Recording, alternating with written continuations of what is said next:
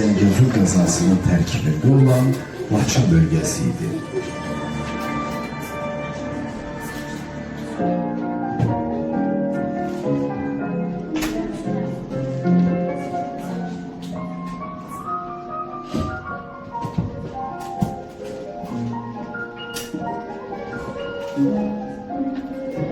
Azərbaycanda xanlıqlar ləğv edildikdən sonra Laçın bölgəsi 1829-cu ildən yeni yaradılan Qarabağ əyalətinə qatılıb.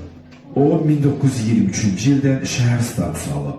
1926-cı ildən isə Laçın adlandırılıb. Laçın adını ona yaxınlıqdakı dağın adına uyğun olaraq yazıcı Tağı Şahbazı Simov verir.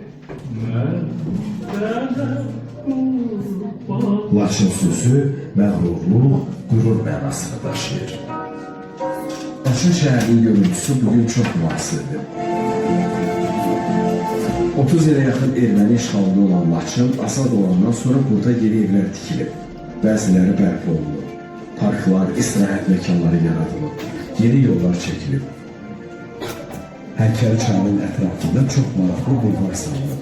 Körpülər qurulub. Laçın əvvəlki görkəmindən, dizayn və yaraşıqıyla çox fərqlənir. Şəhəri gəzdikcə onun yeni görkəmindən zövq alırsan.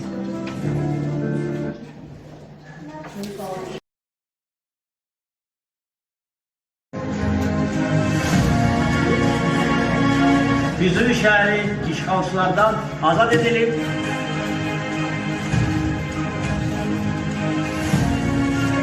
Zəngilan şəhəri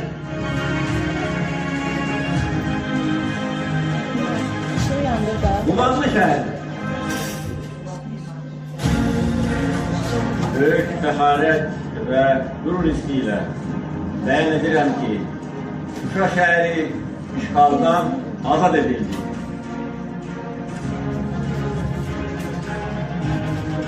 Füzuli bizimdir, Cəbrayıl bizimdir, Zəngilan bizimdir, Qubadlı bizimdir, Ağdam bizimdir, Laçın bizimdir, Kəlbəcər bizimdir, Şuşa bizimdir, Qarabağ bizimdir, Qarabağ Azərbaycan.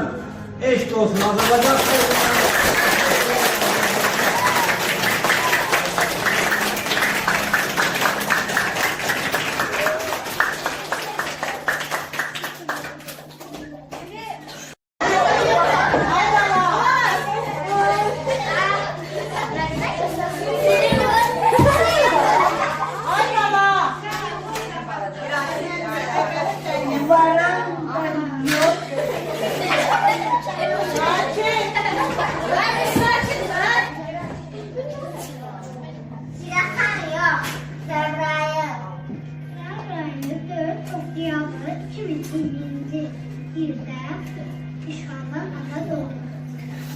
Varan da yok Füzuli.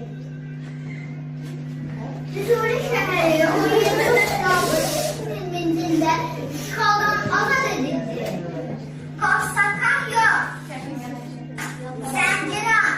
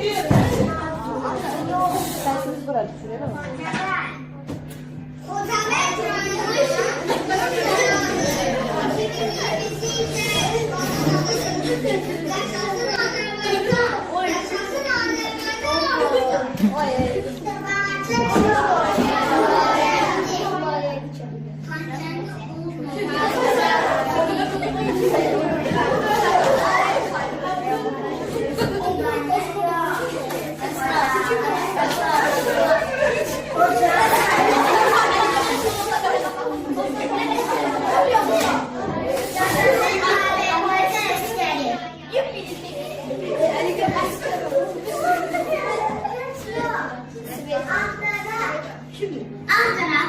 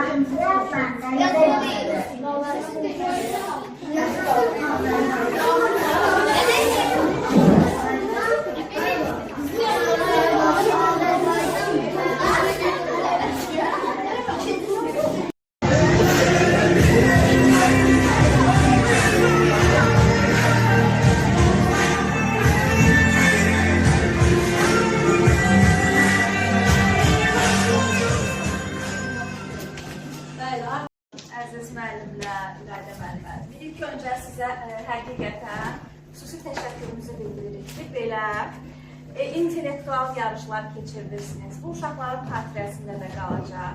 O əyani şəkildə nəyisə izahla, o yaddaşda silinməz bir iz qoyur da. Bu günlərin çox interaktiv bir oyun oldu. Düzdür, səsin küylü olsa da, bu yaradıcı səs küylü də. Çox sağ olun uşaqlar, siz də çox gözəl bilik nümayiş elətdirdiniz. Çox sağ olun hər şeyə görə. Əslində bizim üçün 4 komandanın 4'ü də qalibdir. Can qoydunuz, ürəkdən iştirak elədiniz.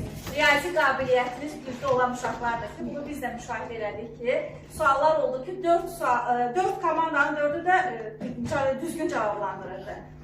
Bizim gözümüzdə sizin 4 komandanın 4'ü də qalibdir. Ancaq bunu bir fərqləndirmək üçün ballarınızı yetkin olaraq deyirik ki, deməli, birinci yerlə başlayaq da, birinci yerdə 110 balla bayaq ikinci yerdə 96 balla azıq komandası. Üçüncü yerdə 90 balla Xudafərin komandası. Hamınıza gündə almışdır. Və 85 balla da Cıdır komandası.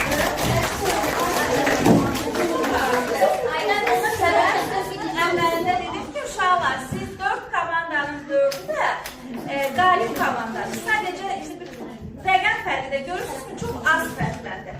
Uğurlarınız bol olsun, uğurlarınız davamlı olsun. İradə müəllimə çox sağ olun bu oyuna görə. Belə yarışları tez-tez olmağı bizim üçün məktəbdə çox yaxşı bir şeydir. Hər şeyə görə çox sağ olun uşaqlar, hər şey çox yüksək səviyyədəydi. Uğurlarınız bol olsun, daha yüksək zirvələrdə inşallah.